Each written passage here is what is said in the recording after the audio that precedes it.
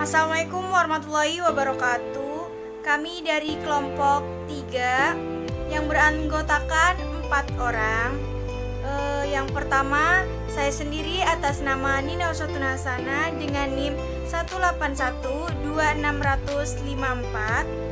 Kedua, ada rekan saya Farha Fahriyatul Ajija dengan NIM 1812674. Yang ketiga, Santi Karniawati dengan NIM 1812651. Yang keempat, Amelinia Putri Salisa dengan NIM 1812656. Di sini kami akan mempresentasikan makalah yang berjudul Keterampilan Membangun Hubungan yang Positif dengan Anak, Keluarga, dan Kolega sebagai upaya mengembangkan kompetensi sosial emosional anak. Di sini kami membuat 3 rumusan masalah. Yang pertama, upaya mengembangkan sosial emosional pada anak. Yang kedua, keterkaitan antara perkembangan sosial dan emosional anak. Yang ketiga, upaya guru membangun hubungan yang positif dengan anak, keluarga, dan kolega. Baiklah, saya sendiri akan menjelaskan tentang rumusan masalah yang pertama, yaitu upaya pengembangan sosial emosional anak. Dalam mengembangkan sosial emosional anak, pendidik harus memahami tahap-tahap perkembangan sosial emosional pada anak. Dengan melihat tahap-tahap perkembangan sosial emosional tersebut, maka kesempatan untuk mengembangkan sosial emosional harus dilakukan sejak dini, terutama pada usia TK. Pada masa tersebut, anak-anak mulai mengembangkan pergaulannya keluar, yakni bersama teman-temannya keluar yang rumahnya agak berjauhan. Bahkan anak-anak tersebut mulai mengenal teman-temannya yang berasal dari berbagai daerah, yang tentunya memiliki ciri khas budaya masing-masing. Berikut dalam mengembangkan sosial emosional anak didik, hendaklah guru menguasai tindakan-tindakan prinsip sebagai berikut. Pertama, guru harus menjadi contoh yang baik pada anak. Yang kedua, mengajarkan pengenalan emosi. Yang ketiga, menanggapi perasaan si anak. 4, melatih pengendalian diri. Yang kelima, melatih pengelolaan emosi. Yang keenam, menerapkan disiplin dengan konsep empati. Ketujuh, melatih keterampilan komunikasi. Kedelapan, mengungkapkan emosi dengan kata-kata. Mungkin itu saja penjelasan dari saya, dan akan dilanjut oleh rekan saya, yaitu Farha Fahriyatul Ajija, yang akan menjelaskan tentang rumusan masalah yang kedua, yaitu keterkaitan antara perkembangan sosial dan emosional anak. Kepada Teh Farha Fahriyatul Ajija, dipersilahkan. Selanjutnya saya akan menjelaskan tentang keterkaitan antara perkembangan sosial dan emosional anak. Emosi merupakan sikap yang muncul dari hati. Robert K. Popper sebagaimana dikutip Regina Jar Agustian mengatakan bahwa hati mengaktifkan nilai-nilai kita yang terdalam, mengubahnya dari sesuatu yang kita pikir menjadi sesuatu yang kita jalani. Hati mampu mengetahui hal-hal mana yang tidak boleh atau tidak dapat diketahui oleh pikiran kita. Hati adalah sumber keberanian dan semangat, integritas, serta komitmen. Hati adalah sumber energi dan perasaan mendalam yang menuntut kita untuk melakukan pembelajaran, menciptakan kerjasama, memimpin, serta melayani. Dalam konteks sosial emosional, emosi mendorong aktivitas sosial seseorang. Sebagaimana diungkapkan oleh Cooper di atas, emosi berada dalam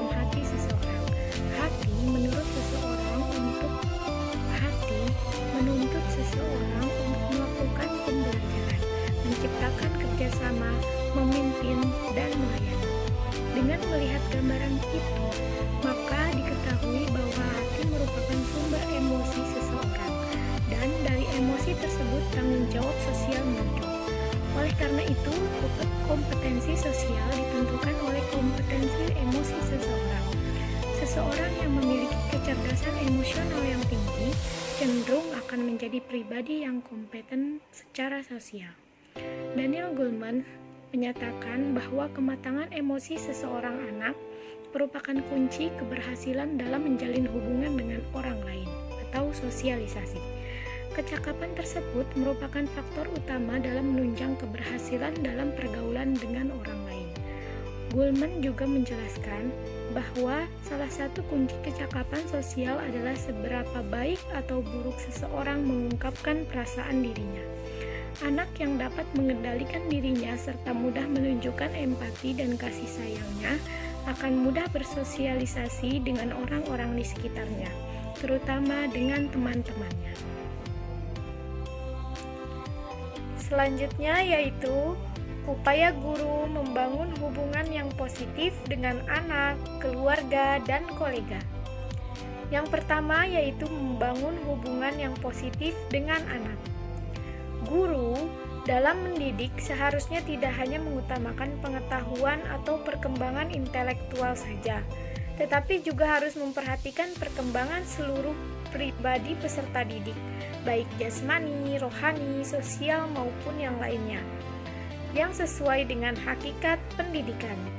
Ini dimaksudkan agar peserta didik pada akhirnya akan dapat menjadi manusia yang mampu menghadapi tantangan-tantangan dalam kehidupan sebagai insan dewasa. Peserta didik tidak dapat dipandang sebagai objek semata yang harus patuh kepada kehendak dan kemauan guru. Selanjutnya akan dijelaskan oleh rekan saya yang bernama Santi Karniawati. Nah, jadi membangun hubungan positif dengan orang tua itu amatlah penting, mempunyai tanggung jawab. Tanggung jawabnya itu khususnya bagi pendidik. Pendidik di sini yaitu guru. Nah, sebaliknya meskipun seorang guru mempunyai tanggung jawab mengenai tentang hal bagaimana mengetahui perkembangan anak di rumahnya itu kayak gimana, seperti apa. Selain itu juga orang tua juga mampu bertanggung jawab, harus mempunyai komunikasi yang baik dengan pendidik atau dengan orang tua sendiri, dengan guru tersebut. Jadi antara guru dengan orang tua itu saling timbal balik gitu tuh, satu sama lain harus memberikan informasi bagaimana perkembangan anak di rumah, bagaimana kegiatan anak di rumah seperti apa. Nah, sebaliknya orang tua juga menanyakan kepada guru tersebut seperti apa perkembangan anak di sekolah, bagaimana, kayak gimana. Nah, itu. Selain itu juga orang tua juga mampu mengetahui informasi bagaimana lembaga atau program-program kegiatan yang dilakukan di sekolah seperti itu. Jadi satu sama lainnya itu saling membutuhkan dan juga sangat penting sekali khususnya untuk orang tua maupun untuk pendidik itu sendiri. Maka dari itu amatlah penting dalam hal membangun hubungan yang positif dengan orang tua itu sendiri. Memang tidak mudah membangun komunikasi dengan baik antara orang tua dengan guru. Biasanya kadang acuh tak acuh kayak gitu. Mungkin tidak semua orang tua seperti itu. Namun di sisi lain juga membangun komunikasi dengan baik secara baik atau membangun komunikasi dengan baik dengan orang tua sendiri bisa kita gunakan dengan cara apa? Dengan cara formal, dengan cara informal, secara baik secara tertulis maupun secara lisan. Nah, itu enaknya itu kayak gimana? Ya enaknya itu ya berbicara langsung gitu tuh kepada guru maupun kepada orang tua. Orang tua siapa? Orang tua anak didik kita, seperti itu. Selanjutnya yaitu mengenai tentang membangun hubungan yang positif dengan kolega. Nah, jadi kolega itu sendiri merupakan bisa kita katakan sebagai rekan sejawat, rekan satu pekerjaan, pokoknya seperti itu. Nah, di dalam hubungan guru dengan kolega atau rekan sejawat ada beberapa hal yang harus dilakukan. Menghendaki agar atau supaya guru menjalankan kewajiban-kewajibannya itu. Nah, diantaranya yang pertama yakni membantu dalam menentukan dan menjalankan kebijakan-kebijakan sekolah. Ya, tugasnya itu atau hubungannya itu dengan guru mampu membantu dalam hal menentukan, dalam hal menjalankan kebijakan yang ada di sekolah, atau misalkan contohnya yang ada di sekolah PAUD. Nah, sedangkan poin kedua yaitu membantu teman-temannya dengan nasihat-nasihat yang konstruktif dan pikiran yang dapat membantu. Nah, di samping itu juga dalam hal menentukan, di sini juga hubungannya itu mampu atau dapat membantu teman-temannya dengan nasihat yang konstruktif, pikiran yang dapat membantu. Sedangkan dalam hal poin 3, menghargai dengan ikhlas bantuan yang diterima dan juga kemajuan yang dicapai. Nah, menghargai secara ikhlas. Nah, dia itu jadi hubungannya itu dengan guru, antara guru dengan kolega, menghargainya itu dengan bantuan secara ikhlas dan juga diterima dengan baik, dan juga apa yang dicapai tentang kemajuan-kemajuan yang sudah dicapai. Nah, poin kelima apa? Poin kelima yakni membantu teman-teman untuk memperoleh promosi yang patut didapat.